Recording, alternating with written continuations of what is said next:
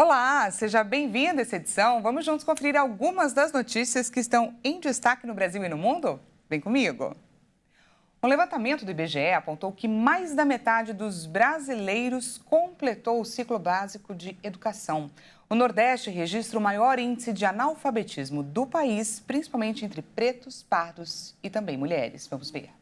Cerca de 54% dos brasileiros terminaram os períodos obrigatórios escolares, números que desde 2019 continuam subindo. Mas o retrato atual, apesar de ser empolgante, ainda é de desigualdade. As diferenças regionais são evidentes. Entre os moradores do Nordeste, por exemplo, o número de quem terminou a escola é quase 10% menor. Isso significa que, mesmo em 2023, a região ainda tem um percentual menor do que aquilo que havia sido registrado no Brasil em 2016, ou seja, eles estão há 7 anos atrasados. Mas os dados também apresentam diferenças por cor ou gênero. Quando o assunto é terminar o ensino básico obrigatório, as mulheres estão na frente dos homens. 56% delas concluíram, enquanto 4% a menos dos homens não terminaram os estudos. Já os pretos e pardos tiveram desempenhos ainda menores. Menos da metade deles terminaram o ensino obrigatório. Já com os brancos é diferente. Mais de 60% deles concluíram. A condição é precária. São quase 10 milhões de analfabetos no Brasil. E quanto mais velho o grupo populacional, maior é essa proporção. Se 10 milhões são analfabetas, metade desse número é composto por pessoas com 60 anos ou mais. Isso acontece porque eles não frequentaram a escola ou tiveram um aprendizado muito precário. Justamente por isso, eles carregam essa condição de analfabetos ao longo da vida. Até os mais novos, que possuem condições melhores para isso, nem estudam e nem trabalham. Os famosos nem. A cada 5 jovens entre 15 e 29 anos, um não faz nenhuma dessas coisas. Mas desta vez, o problema acaba sendo ainda maior entre as meninas. Mas isso tem explicação. Muitas acabam deixando de estudar para se ocupar do trabalho doméstico, como tomar conta dos irmãos mais novos ou ainda por conta de uma gravidez precoce. O chocolate é presença garantida em várias celebrações, mas é na Páscoa que a troca de ovos como presente ganha o significado de amor, de amizade e renovação. Para os cristãos, a data marca a crucificação e ressurreição de Jesus Cristo. Mas fora toda a história por trás da tradição, o fato é que os papais e mamães precisam ficar atentos à quantidade desta iguaria irresistível que as crianças estão ingerindo. Afinal, o consumo exagerado e seus efeitos negativos trazem desde problemas como cáries nos dentes até alterações metabólicas, como aumento do colesterol e triglicérides. O excesso de doces pode, inclusive, gerar obesidade. Então, para a gente trazer esclarecimento e orientação, esse é o tema da nossa entrevista de hoje.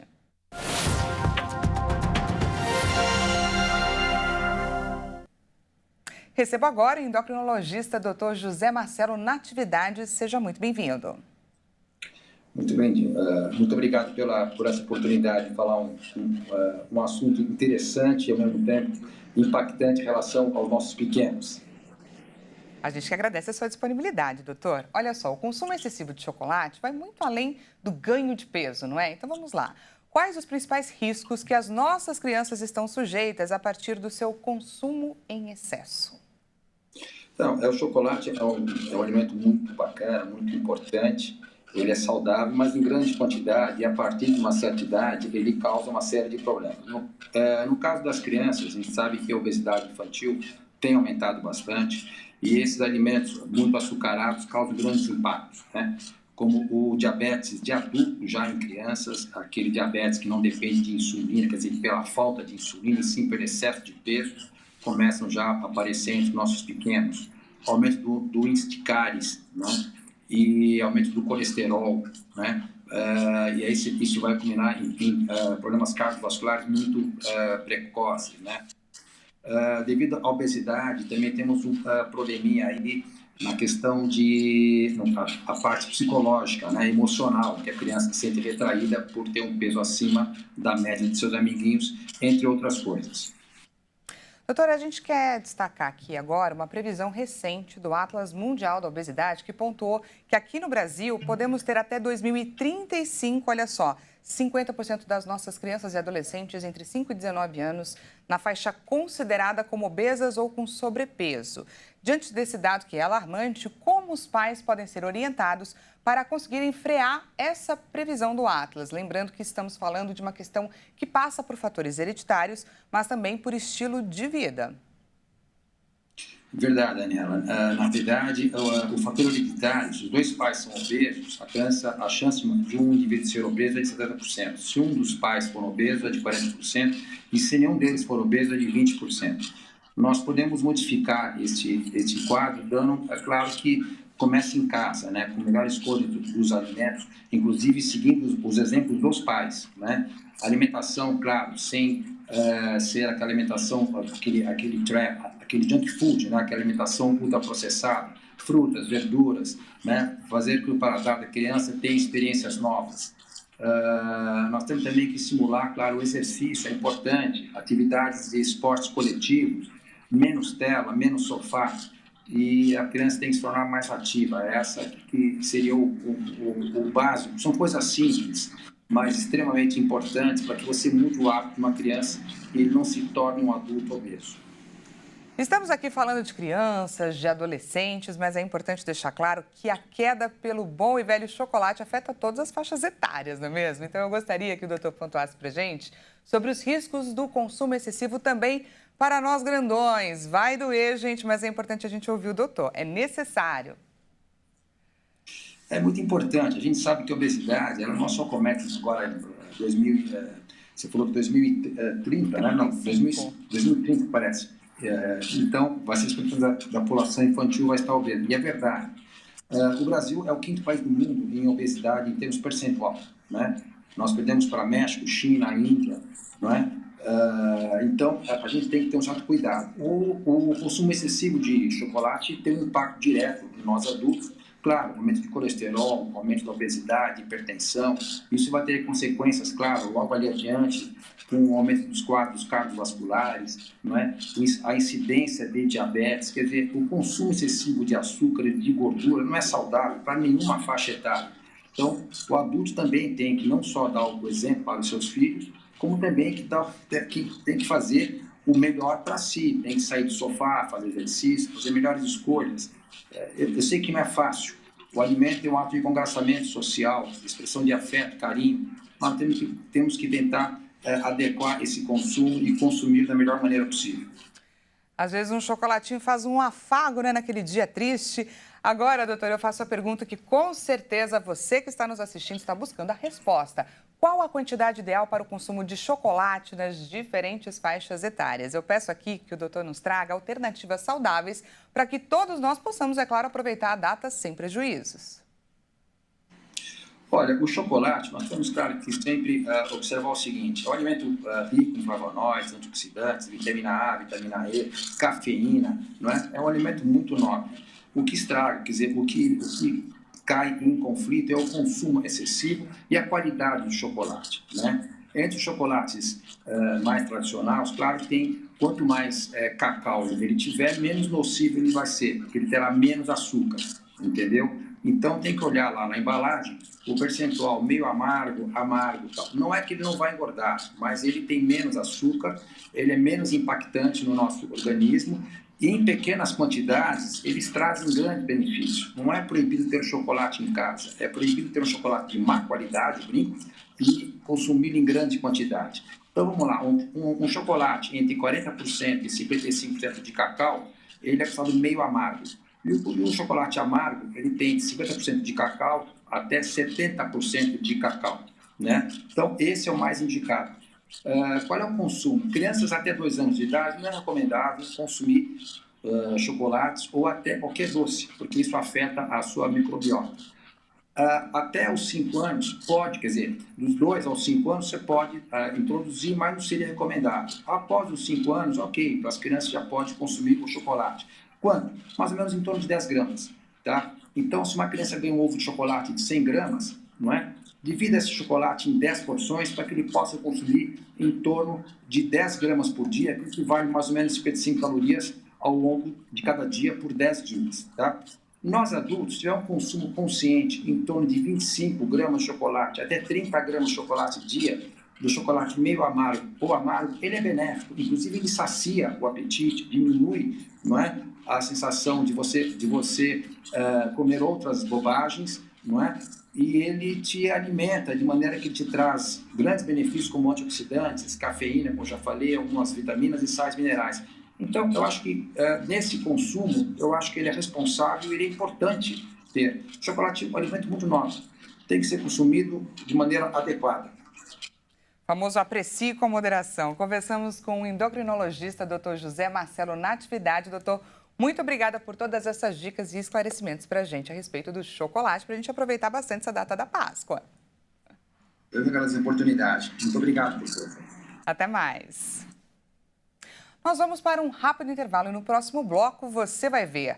Anúncio de emprego na China gera polêmica ao limitar idade para quem busca uma oportunidade. E falamos também sobre um tipo de trabalho essencial na busca por criminosos, mas que até hoje, mesmo com tantos recursos tecnológicos, ainda depende do homem. A gente volta já já. Não perca!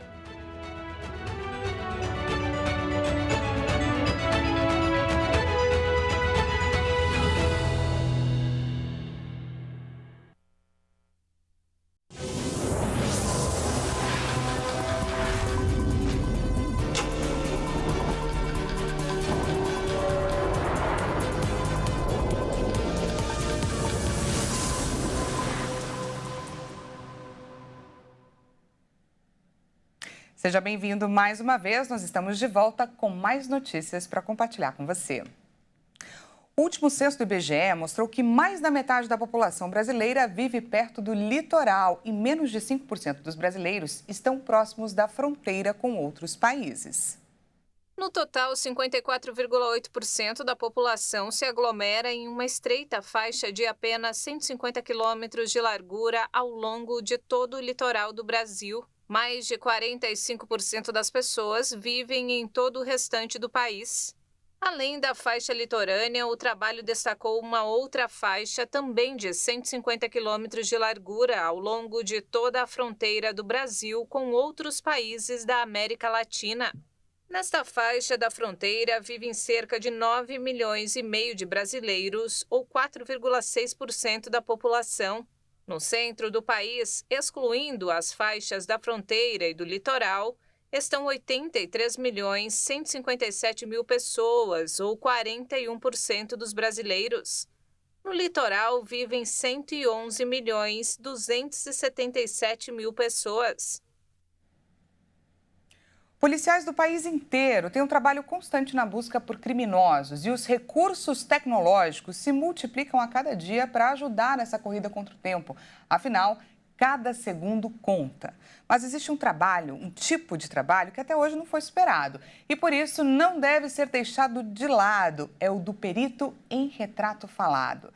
É sobre esse trabalho que com certeza você já viu em tantos filmes e novelas que a nossa repórter Maria Clara Leite vai nos mostrar como funciona na vida real. Sidney Barbosa é artista forense do Departamento Estadual de Homicídios e Proteção à Pessoa de São Paulo. É ele que há mais de 30 anos faz os retratos falados de casos paulistas e até de alguns outros estados brasileiros. O especialista foi responsável por retratos que levaram a culpados por crimes de grande repercussão nacional. Entre eles, Francisco de Assis Pereira, o maníaco do parque. No Maníaco do Parque é engraçado que tem uma história dele, né, que ele se viu no retrato falado e lá a gente coloca aqui, né, uma cicatriz aqui na sobrancelha dele. E quando ele foi preso, antes dele ser preso, evidentemente, ele havia raspado assim a sobrancelha para tentar ludibriar, tentar enganar, né? A gente tem uma imagem aqui que eu apontava aqui no retrato falado, que ele tinha um corte aqui na sobrancelha. E quando ele foi preso, nós percebemos que havia uns pelinhos assim da sobrancelha nascendo. Aí foi indagado por que daquilo, ele falou que ele raspou para tentar despistar. O caso aconteceu em 1998. O motoboy atraiu, estuprou e matou várias mulheres dentro do Parque do Estado, na zona sul da capital paulista. Um retrato falado que foi feito por desenho levou a identificação dele lá na cidade de Rio Grande, no Rio Grande do Sul. Um pescador que viu um desenho e associou ele a uma pessoa que estava ali naquela região e era ele. Então é uma potência, né, quando você acerta. Para Sidney, esse caso foi um divisor de águas na arte forense do país. Eu acredito que o retrato falado depois do Maníaco do Parque criou-se uma notoriedade muito grande, criou-se uma responsabilidade muito grande, né? E nós fomos forçados, evidentemente, a se adequar mesmo à tecnologia, a ter realmente conhecimento, né, dessa parte psicológica, como aborda uma pessoa, né, como dar esse resultado, né, de uma melhor forma. O trabalho, que começou sendo feito à mão, hoje usa computação gráfica e conta com um vasto banco de dados com formatos de cabeça, olhos, boca, orelhas. Tudo para auxiliar no começo da criação de um rosto. Então, por exemplo, agora eu tenho aqui um formato de cabeça e eu quero procurar aqui, por exemplo, os olhos. Então, eu tenho aqui várias situações, né? Várias expressões de olhares, ó, por exemplo, esse olhar aqui, ó, bem característico, o cara que é drogado, né? A gente já consegue, ó, dar uma afeição para ele. Mas é o conhecimento do perito e seus toques manuais na tela do computador que traçam os detalhes mais importantes do retrato. A gente tem que estudar todos os ângulos da face, né? Existem medidas, né? Existem padrões antropométricos, né? Que esses sim devem ser levados em consideração. Sidney explica que o retrato falado vem sempre de um trauma. Diz que é impossível colocar no papel a imagem de um conhecido por quem se tem afeto. Eu não consigo desenhar, né, mentalmente a minha filha, ou minha esposa, ou minha mãe, ou um ente querido, mas uma pessoa que de repente traumatiza de alguma forma, né, que ela vai lá no seu inconsciente, fica te perturbando, então a gente consegue ali, né, mesmo que esteja inconscientemente ali, né, guardada e tal, a gente consegue guardar alguns detalhes, né. A gente tem vários casos que muitas vezes eu peço para a vítima, né, desenhar para a gente, da forma que ela sabe desenhar, que ela conhece, e ela acaba desenhando assim características, né, da pessoa que ela jamais falaria. Outro ponto importante é que a imagem feita pelo artista forense não é uma cópia perfeita da realidade, mas carrega características marcantes que muitas vezes levam ao reconhecimento do culpado. Para criar a imagem que está apenas na mente da vítima, não é preciso ser policial, mas é necessário ser desenhista, conhecedor de todas essas tecnologias e mais, ser anatomista, psicólogo e, acima de tudo, humano. A gente tem que ter uma sensibilidade para entender a dor do outro e tentar amenizar de alguma forma possível. Eu amenizo, ou pelo menos tento, ajudando dessa forma. Com todas essas atribuições, o perito atua não apenas na criação de retratos falados, mas na execução de outras demandas do Laboratório de Arte Forense, como a reconstrução facial para a identificação de cadáveres e a progressão de idade de pessoas desaparecidas. São trabalhos de grande relevância que há décadas ajudam a desvendar crimes e a fazer justiça.